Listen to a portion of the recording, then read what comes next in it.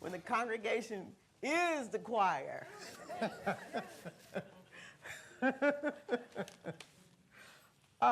We are continuing with our journey for the year, a day at a time, oneness. And I like to start with a few spiritual principles before we get into the message. I always do. And these spiritual principles was taken from Ernest Holmes' adaptation of What We Believe. We just call them spiritual principles. There's lots of spiritual principles. We've numbered these and have added some jargon, an interpretation, and a lot more to what Ernest Holmes originally wrote. And this morning, I'd like to start us with spiritual principle number 1, and it states, we believe in God, the living spirit, almighty, one, indestructible, absolute, and self-existent cause. We believe this one manifests itself in and through all creation, but is not absorbed by its creation. Spiritual principle number 2, we believe in the individualization of the spirit in us, and that all people are individualizations of the one spirit. Spiritual principle number 6, we believe in the unity of all life, and that the highest God and the innermost God is one God. We believe that God is personal to all who feel this indwelling presence. And finally, spiritual principle number 11, we believe in our own soul, our own spirit, and our own destiny, for we understand that the life of all is God. You know, sometimes, and putting a message together, all times, whatever comes, I just go with it. I've learned not to question it. And this morning, everything that has been sang, everything that has been read, everything that has been said, I'm just going to tell it to you again, because it's already been done. Truly, it's amazing. I guess what I should say is this must be a very important message for those of us at the Center of Peace. So where I'd like to start us with this morning is we have a practitioner, Kutia Thompson, and she has now for decades provided quotes for our program, and she's still doing it. And I do mean decades later. And here is the quotes that she provided us with for this week. Her first quote, "The only God that man knows is within, and the only life man has is from within. God is not external, but is indwelling at the very center of man's life." That's a quote by Howard Thurman. And another quote she offered was this one, quote, "Your crown has been bought and paid for. Put it on your head and wear it." Dr. Maya Angelou. And as Betty Boyd said this morning in her treatment, the gig is up. God and I are one, and I know it. So, in several spiritual centers and religious organizations, there is some iteration of the following question that I've seen come up over the years now, and certainly it's come up in Centers for Spiritual Living. And the question is something like this: how is this teaching relevant? Or is this teaching relevant? This wisdom, this ancient wisdom that we draw from Eastern and Western traditions, is it relevant? Are we relevant? This sort of question. And so, and there's many pieces, I guess, a number of ways you can answer the question, but if we're asking this as it pertains to us on an individual basis, then I would say that the principles found in this teaching, that it is relevant to us on an individual basis. It's as relevant to us today as it was 100 years ago or 200 years ago. And what makes it relevant is that you can relate to it if you spend enough time in it. That no matter who you are and no matter what your story is or what your life circumstances or experiences are, you can relate. You can find something in this teaching, in these teachings that speak directly to you. And that is what makes this teaching relevant. And it's not just that the teaching is relevant, the teaching is also radical. But let me go back to relevant. When this teaching found me, I should say, some 20 odd years ago when I was in my 20s, and I started to understand the principles and the practices, and I started to apply the principles and the practices in my life, it changed me. And it is these same spiritual principles and practices that's changing me today. So the teaching is relevant. Not only is the teaching relevant, the teaching is radical. It's as radical today as it was 100 years ago. It's as radical today as it was 150 years ago. And what makes this teaching radical is that it offers one the opportunity to let go of what you used to believe and perhaps to let go of who you used to be. The teaching is radical because it requires something of you. The teaching is radical because it requires more than repenting. It requires each and every one of us to act. And that's what makes the teaching so radical. It offers us another concept of God. That's what makes the teaching radical.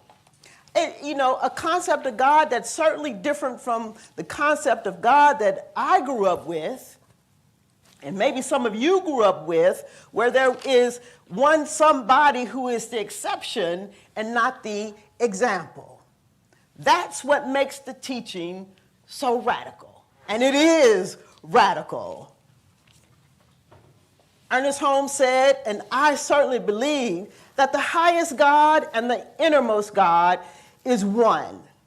I believe that spirit is individualized as me, and it in me is the great I am that I am. The I in the midst of me is mighty. And this I in the midst of you is mighty. And when we can consciously begin to trust it, our lives will change. In the Bible, and in Psalm 46, we find this. It states that God is our refuge and our strength, a very present help in trouble. Therefore, will not we fear. In the words of the great Cynthia James, who sang these words, she reminds us, don't you know? God is here. Don't you know? God is here. I in the midst of me is mighty. The refuge I seek is in me. The strength that I seek is in me. It's not out there, it's in me. And so our theme for the month, Trusting Then, it's a call to action. Not just to act like you know that I in the midst of me is mighty, but to live like you know I in the midst of me is mighty. In fact, you should tell your neighbor, don't act like you know that I in the midst of me, of you, is mighty. Live like you know that I in the midst of you is mighty. Don't act like you know. Live like you know it. It's mighty. Yes. The great mystic Rufus M. Jones says that there is no substitute in transforming our great life than understanding that the I in the midst of you is mighty. There's no substitute for transforming and our lives than understanding the great power of understanding the great presence and its inward depth.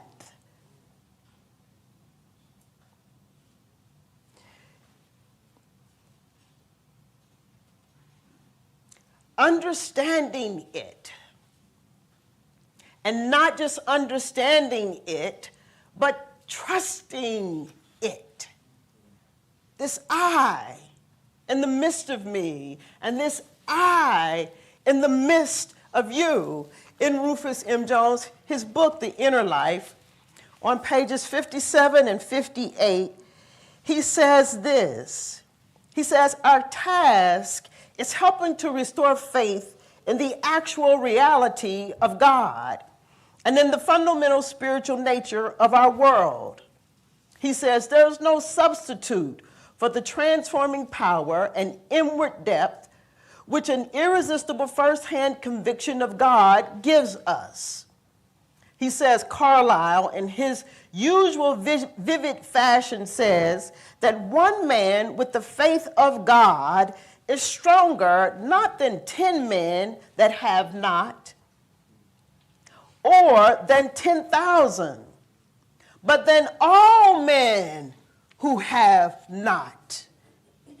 A man face anything when he knows absolutely that at the bottom the universe is not force nor mechanism, but intelligent and loving purpose, and that through the seeming confusion and welter there is loving, throbbing, personal heart answering back to us. He says, if we are to assist in the creation of a higher civilization than that against which the hand on the wall is writing, he says, quote, we must speak of God in the present tense. We must live by the truths and convictions that are grounded in our own experience, and we must endeavor to find a spiritual basis underlining all the processes of the world. In other words, what he says is that one with God is the majority. I, in the midst of me, when I know this fully, it is the majority. It's more than all people who don't know this to be the truth. It's mighty. It's mighty. And it's in you, and it's in me. The thing about this, though, is that it's hard, this I in the midst of me, it's hard to accept, and it's easy to forget. It's hard to accept that this is true because it's hard to accept. That is true.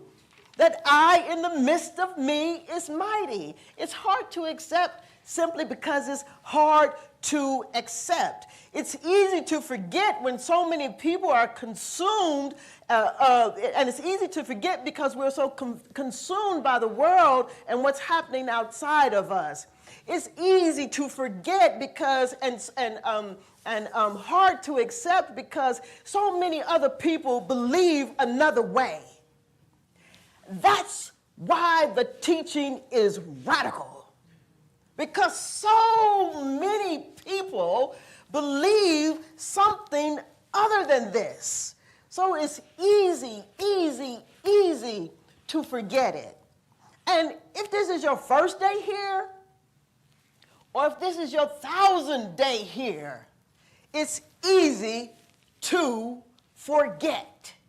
And so we come here on Sundays to remind each other, to uncover what's been covered up, to amplify the spirit within us, to sing about it, to talk about it, to let it be expressed through us in our words, in our smiles, in our eye glances, to remind each other about God's glory in you, to remind you that the refuge that you seek is in you, that this strength that you are searching for, it's in you, it's intentional. While we come here on Sundays, we don't come here on Sundays because everybody else come here on Sundays. No, we come here on Sundays because we have a radical idea to share with you. We have something we want to remind you about yourself, how good you are, that there's a power and a presence inside of you, and the depth of it is unknown, but you got to be willing to show up and to practice,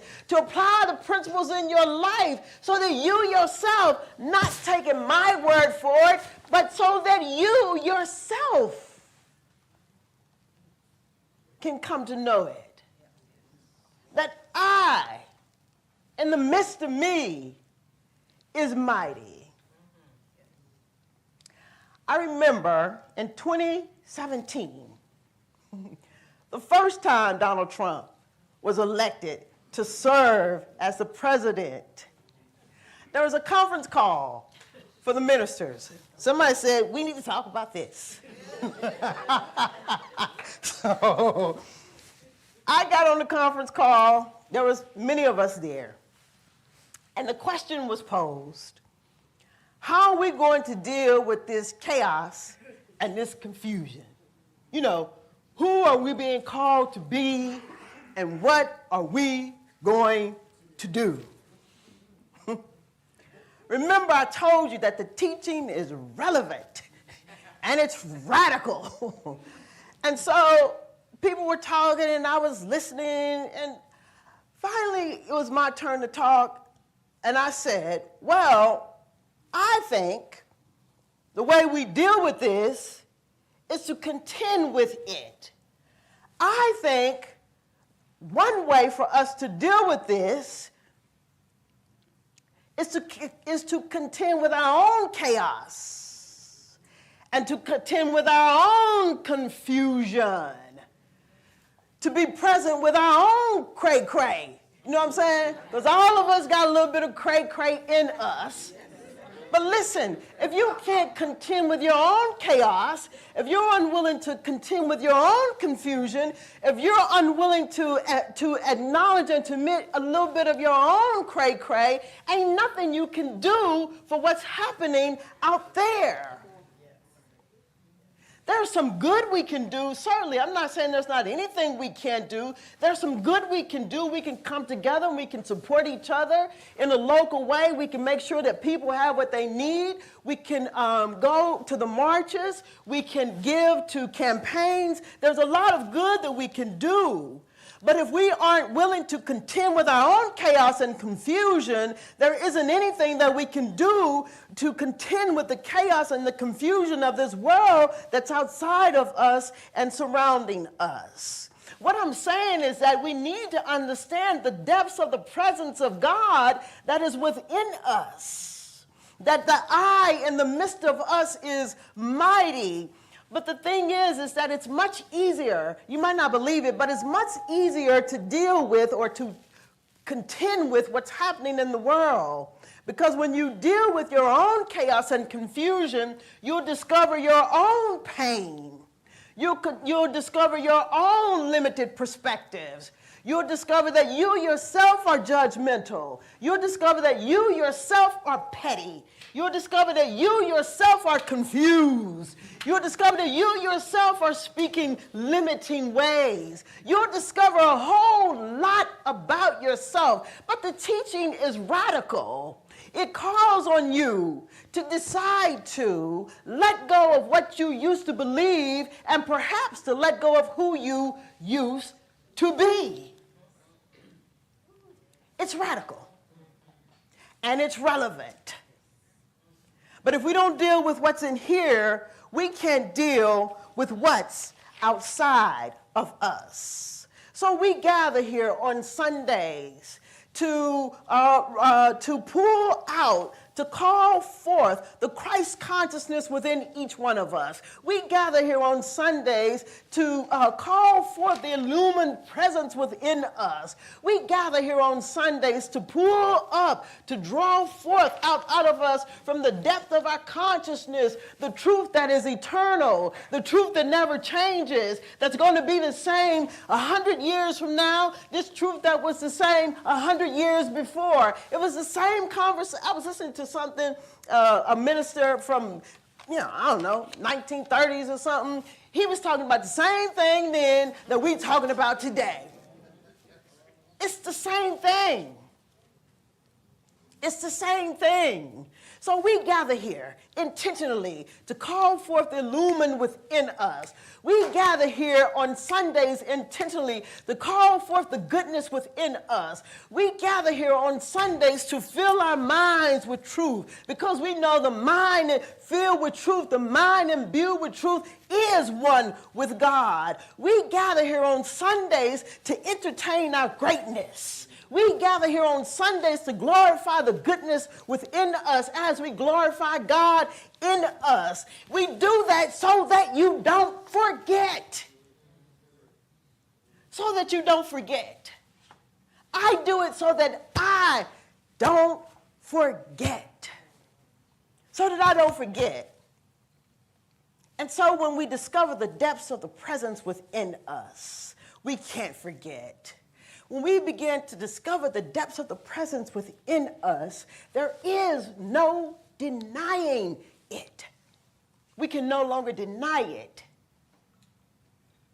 The gig is up. The gig is up. I, in the midst of me, is mighty. It's mighty. So let all of our trusting be in it. The I in the midst of you, and the I in the midst of me. Let us trust it.